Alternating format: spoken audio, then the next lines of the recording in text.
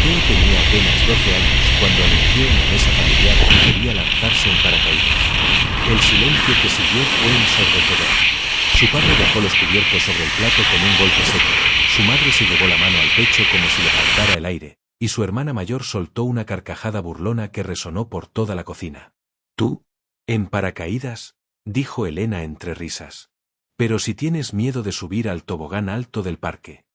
Las palabras de su hermana dolieron más que cualquier golpe físico, porque en el fondo, Mateo sabía que tenía algo de razón. Siempre había sido el niño cauteloso, el que prefería quedarse en casa leyendo mientras los demás jugaban afuera, el que revisaba 3 veces si había cerrado la puerta con llave. Pero algo dentro de él había cambiado después de ver aquel documental sobre paracaidismo. La sensación de libertad absoluta, de volar como un pájaro, de desafiar la gravedad misma, lo había cautivado de una manera que no podía explicar con palabras. Durante las semanas siguientes, Mateo intentó convencer a todos de que hablaba en serio. En la escuela, cuando mencionó su sueño durante la clase de redacción, sus compañeros explotaron en carcajadas.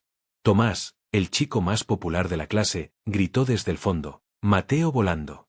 Seguro cae como una piedra». La profesora tuvo que pedir silencio varias veces, pero incluso ella miraba a Mateo con una mezcla de lástima y escepticismo. En el recreo, un grupo de niños lo rodeó y comenzó a hacer imitaciones exageradas de alguien cayendo y gritando de terror. «Mami, mami, tengo miedo», gritaban mientras fingían desmayarse. Mateo apretaba los puños en los bolsillos y mantenía la cabeza alta, aunque por dentro sentía que algo se quebraba. Cada burla era como una pequeña grieta en su determinación, pero curiosamente, en lugar de debilitarlo, algo extraño comenzaba a suceder. Cada duda ajena se convertía en combustible para su propia convicción. Su abuelo fue la única persona que no se rió. Don Roberto era un hombre de pocas palabras pero de mirada profunda, alguien que había vivido lo suficiente para entender que los sueños no entienden de edad ni de probabilidades. Una tarde, mientras Mateo ayudaba a regar las plantas en el jardín de su abuelo, el anciano se detuvo y lo miró fijamente. «¿Sabes qué es lo más difícil de saltar, muchacho?», preguntó. Mateo negó con la cabeza. «No es la altura ni el miedo a caer. Es saltar sabiendo que todos esperan que fracases. Eso requiere un tipo especial de valentía». Esas palabras se grabaron en el corazón de Mateo como si fueran un tatuaje invisible. Desde ese día, comenzó a investigar todo sobre paracaidismo. Leyó manuales, vio vídeos instructivos, estudió física básica para entender la resistencia del aire y la velocidad terminal.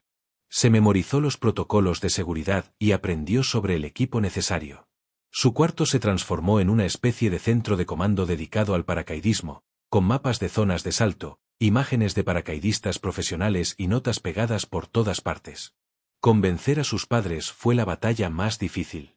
Su madre, Ana, pasó noches sin dormir imaginando todos los escenarios terribles posibles. «Es demasiado peligroso, Mateo. Eres muy joven, muy inexperto. ¿Y si algo sale mal?», repetía una y otra vez. Su padre, Carlos, era más pragmático pero igualmente opuesto. «Es una locura. Cuando seas mayor, si todavía quieres hacerlo, hablaremos. Pero ahora no». Sin embargo, Mateo no se rindió. Durante 3 meses enteros, demostró una responsabilidad y madurez que sorprendió a todos. Sacó excelentes calificaciones, ayudó más en casa, ahorró cada centavo de su mesada, y lo más importante, mostró que no era un capricho pasajero. Cada noche antes de dormir, visualizaba el salto con tal claridad que podía sentir el viento en su rostro y el tirón del paracaídas abriéndose. Investigó centros de paracaidismo que aceptaban menores con autorización parental y encontró uno especializado en saltos en tándem para principiantes, con instructores certificados y un récord impecable de seguridad. Finalmente, después de una reunión familiar que duró horas, sus padres cedieron bajo una condición: sería un salto en tándem con un instructor profesional en el centro más reconocido de la región, y solo después de completar un curso teórico intensivo. Mateo aceptó sin dudar. La noticia de que realmente lo haría corrió por la escuela como pólvora. Las reacciones fueron variadas pero mayoritariamente incrédulas. «Lo va a cancelar en el último minuto», decía Tomás con certeza. «Sus padres no lo dejarán», agregaba otro. «Seguro se desmaya antes de subir al avión», especulaba un tercero. Incluso algunos profesores, al enterarse, movían la cabeza con desaprobación, como si Mateo estuviera cometiendo algún tipo de error monumental. La presión social era inmensa, y había momentos en la soledad de su habitación donde Mateo se preguntaba si realmente podría hacerlo, si no sería más fácil simplemente olvidar todo y volver a ser el niño invisible que nadie notaba pero tampoco juzgaba. El día del curso teórico llegó un sábado soleado de primavera. El instructor, un hombre llamado Javier con miles de saltos registrados, explicó cada aspecto del procedimiento con una calma que resultaba reconfortante. Habló sobre la física del vuelo, la importancia de la comunicación con el instructor durante el salto, las posiciones corporales correctas, y qué hacer en caso de emergencia. Mateo absorbió cada palabra como una esponja. Practicaron en tierra la posición de salida del avión, el arqueamiento del cuerpo durante la caída libre y la postura de aterrizaje. Algunos adultos que también tomaban el curso cometían errores básicos, pero Mateo ejecutaba cada movimiento con precisión casi perfecta. Javier lo notó y después de la clase le dijo algo que Mateo nunca olvidaría: tienes algo que muchos adultos no tienen, verdadero compromiso. He visto a gente 3 veces tu edad con la mitad de tu preparación. Esas palabras fueron como un escudo contra todas las dudas que había enfrentado. La semana previa al salto fue una montaña rusa emocional. En la escuela, algunos compañeros que antes se burlaban comenzaron a mostrar una curiosidad genuina, aunque matizada con escepticismo. ¿De verdad vas a hacerlo?, le preguntaban una y otra vez, como si esperaran que en cualquier momento Mateo admitiera que todo había sido una broma elaborada. Su hermana Elena, quien al principio fue su crítica más dura, comenzó a cambiar su actitud. Una noche entró a su habitación y se sentó en el borde de la cama. «Oye, Mateo», dijo con una voz diferente, más suave. Bueno, lamento haberme burlado.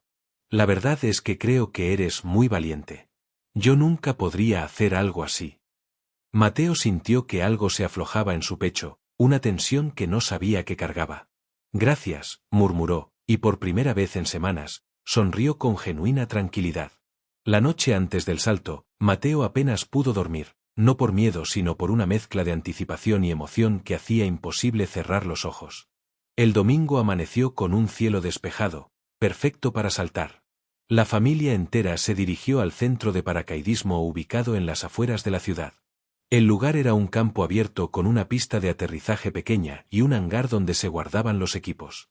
Había varios grupos preparándose para saltar, y el ambiente estaba cargado de una energía especial, esa mezcla de nerviosismo y euforia que precede a los grandes momentos.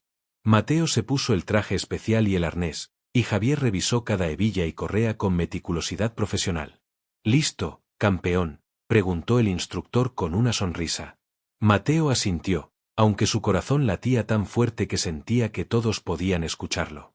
Subieron a la avioneta, un pequeño Cessna modificado para paracaidismo, junto con otros 3 equipos de salto. El rugido del motor al arrancar era ensordecedor, pero Mateo se concentró en su respiración, tal como había practicado durante semanas. A medida que la avioneta ganaba altitud, Mateo miraba por la ventana viendo cómo el mundo se hacía cada vez más pequeño. Los edificios parecían cajas de zapatos, los autos eran como hormigas moviéndose por líneas delgadas. A 3000 metros de altura, el instructor abrió la puerta de la avioneta y el rugido del viento invadió la cabina. Era el momento. Los otros equipos saltaron primero, y Mateo los vio desaparecer en el vacío con una facilidad que parecía desafiar toda lógica. Entonces llegó su turno. Javier lo posicionó en el borde de la puerta, sus pies colgando en el vacío absoluto. Por un microsegundo, Mateo pensó en todas las personas que habían dudado de él, en todas las burlas, en todos los que dijeron que era imposible. Y entonces, sin pensarlo más, se lanzó. La sensación de caída libre era indescriptible, no era caer, era volar. El viento rugía en sus oídos, el mundo giraba en un caleidoscopio de colores y formas, y por 60 segundos interminables, Mateo fue completamente libre. Cuando el paracaídas se abrió con un tirón firme, el silencio repentino fue casi espiritual. Flotaba suavemente hacia la tierra, y desde esa altura podía ver toda la ciudad, todo su mundo, desde una perspectiva completamente nueva. Las lágrimas corrían por sus mejillas, pero eran lágrimas de alegría absoluta, de triunfo, de haber probado que los límites existen solo en la mente de quienes no se atreven a desafiarlos. Cuando sus pies tocaron tierra, su familia corrió hacia él. Su madre lo abrazó tan fuerte que apenas podía respirar, Su padre tenía los ojos húmedos, y su hermana gritaba de emoción. Ese día, Mateo no solo saltó de un avión, saltó sobre todas las dudas, todas las burlas, todos los miedos, y aterrizó del otro lado convertido en alguien que había aprendido la lección más valiosa de todas, que la única opinión que realmente importa sobre lo que podemos lograr es la nuestra propia, y que los sueños, por imposibles que parezcan, siempre valen la pena cuando tenemos el coraje de perseguirlos hasta el final.